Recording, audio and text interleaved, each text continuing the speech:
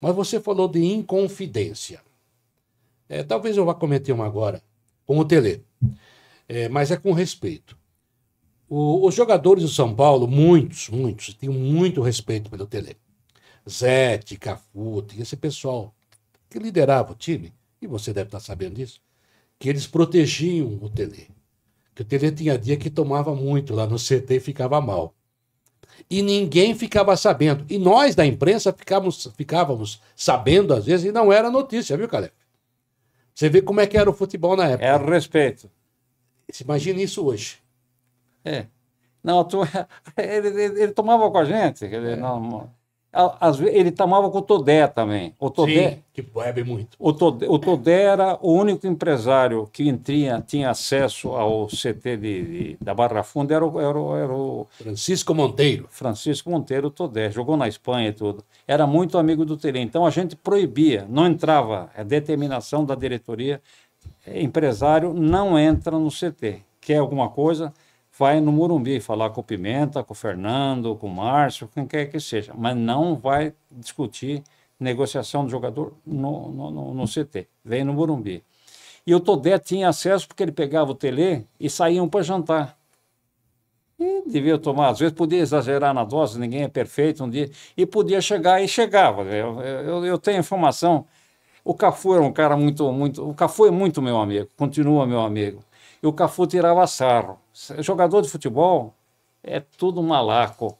Então, eu estava tomando café de manhã, ou almoçando, aí chegava o Tele, falava, veio cercando o frango, hein? Veio cercando o frango, quer dizer, todo mundo sabia o que era pro Tele e coisa, mas não saía daquele.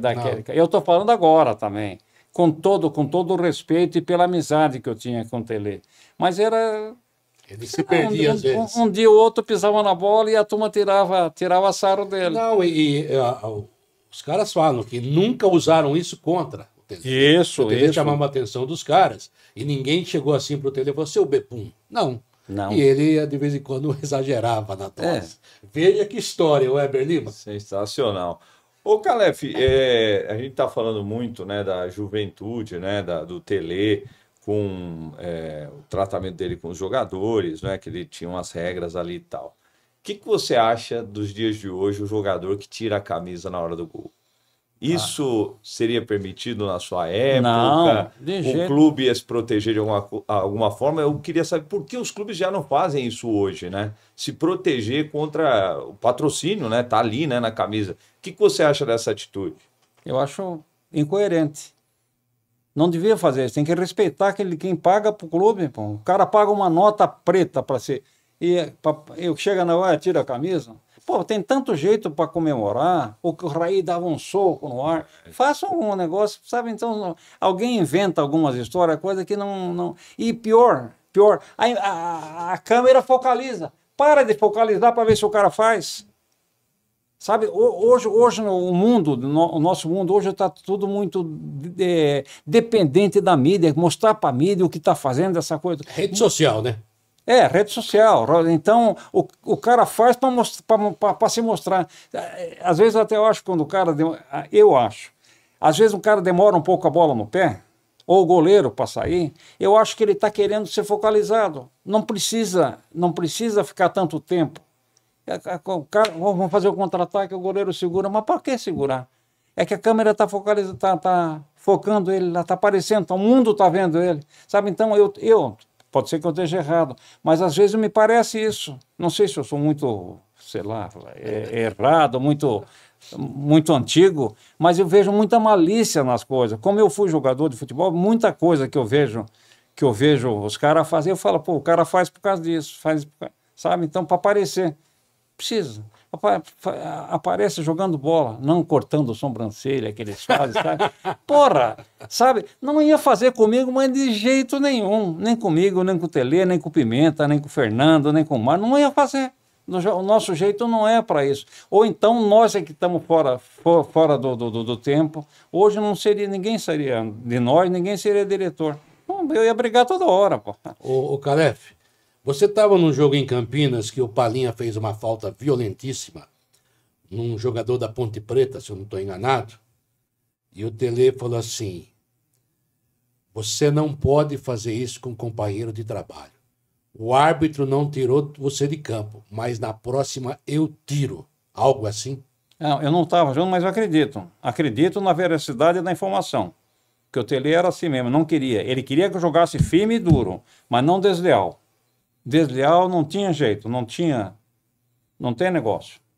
Tem que ser, não pode ser covarde, mas tem que enfrentar, mas dentro do legal. Não pode ser desonesto, como é que eu vou dizer assim? Desleal com o companheiro de profissão. Não pode. Ele era muito correto, ele pensava muito nisso, isso é verdade absoluta. Ô, Calef, tem outra história que eu também sempre ouvi, não sei se o Lula já ouviu. Tem uma cena, você falou do comportamento do Tele, eu me lembro de uma cena que isso daí é só colocar no YouTube que você vai ver o gol do Raí de falta lá contra o Bizarreta, né, no Barcelona, lá no Japão. E você vê que a reação do Tele é de um cara sóbrio, ele abre o sorriso, vai saindo do banco de reservas tranquilamente, o Raí na loucura, querendo cumprimentar o Tele, querendo abraçar o Tele. Dizem, eu queria saber se é verdade, que no dia anterior à final, o Tele ficou insistindo para o Raí ficar cobrando falta, ficar batendo aquela falta. Isso eu já ouvi.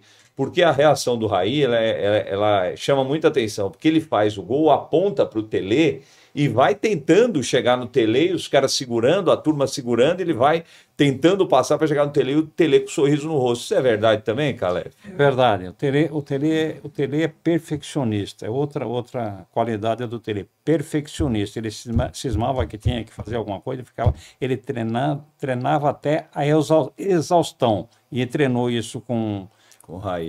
E outras vezes não deu certo. Tentaram e não deu certo. E essa vez deu certo, foi uma empolgação. Só que vai agora uma inconfidência. O Tele, antes do jogo, o Fernando tomava um comprimido para ficar mais tranquilo. E ele falou para o médico para fazer a mesma coisa com o Tele, porque com medo do Tele se exaltar, se ter um piripaque lá. Então o Fernando determinou para o doutor Bezerra que desse metade, não me lembro que remédio é, mas é um negócio para deixar uma tranquilo. E o Bezerra exagerou na dose. O Bezerra já exagerou na dose, mas o jogador não sabia disso aí. Quem sabia só era o Fernando, sei lá, o Pimenta, o Márcio, eu não era de domínio geral. E a gente sabia que o Tele estava entre aspas, dopado. No intervalo do jogo contra o Barcelona, eu estava no vestiário, eu sempre costumava ir para o vestiário no intervalo. Eu estava aí e o Márcio. E aí o Tele falava assim, meus filhos, isso não pode ser feito assim, tem que ser dessa maneira. Um olhava para o outro. O que está acontecendo? Pô, que é isso? Eles não sabiam. Então, e o Tele também, o Tele foi se tocar quando a gente estava indo para a casa do embaixador, o embaixador do Brasil nos ofereceu uma feijoada e a gente estava indo para a casa do embaixador. E o Tele estava sentado no primeiro banco e com a dona Ivonete. E o Bezerra, sei lá, uns 6 ou 7 bancos para trás. Aí o Tele, ele começou a recobrar a consciência. Voltar ao normal. Voltar ao normal. Aí ele vira para o Bezerra, atrás, seu filho de uma coisa, você me dopou. Não sei o que, foi aquele escândalo lá. Aí que os jogadores perceberam o que tinha acontecido, que o jogador ainda não tinha se tocado. Por causa disso que ele está naquela... parece que está dopado. Ele está tranquilo, estava sonado, né? Está vendo o Raí pulando no meio dos caras para ir abraçar.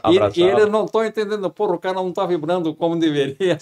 Olha que informação essa importante. Quer dizer, a sorte é que não teve exame antidoping para o técnico, né? Para o técnico. Mas o doping, o futebol brasileiro teve o antidoping por exigência do São Paulo. São Paulo brigou muito por isso. São Paulo brigou porque antigamente quem era campeão da Libertadores, Independente ficou umas 10 vezes. 7 vezes. Então o Tele não queria disputar. O Tele não queria disputar a Libertadores, porque ele falou, não adianta jogar. Vamos jogar, vai acontecer a mesma coisa, vamos malhar em ferro frio. Aí São Paulo começou a brigar com o Fará para fazer exame antidoping. Então, falar no primeiro momento, ele sorteava um jogo, dizia que não tinha equipamento. Márcio Aranha tinha uma relação boa com a reitoria da universidade. Da USP. Aí o São Paulo comprou equipamento. São Paulo comprou equipamento para fazer o exame antidoping e aí começou a fazer. Então, começou a dar uma segurada na coisa. Eu falei assim, não, era brava a coisa.